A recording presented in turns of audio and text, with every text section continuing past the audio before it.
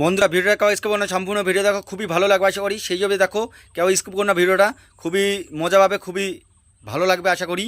সেই জন্য দেখো, কেউ স্কিপ করো না ভিডিওটা, সেই জন্য দেখো।